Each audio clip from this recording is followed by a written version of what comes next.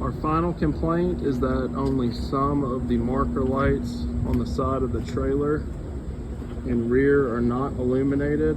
As you can see, we have our turn signals and select marker lights. These rear marker lights, obviously that's the ABS light.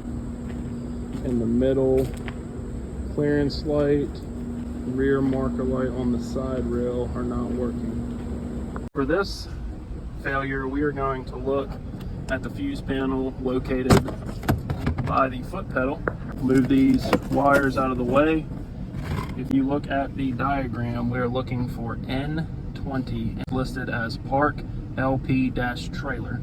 It is going to be in this bottom right hand corner right above this relay. If we look at the actual fuse panel, we have the far right relay and the blue 15 amp fuses on top of that relay. It will be the top right hand fuse. We're going to remove and replace that fuse.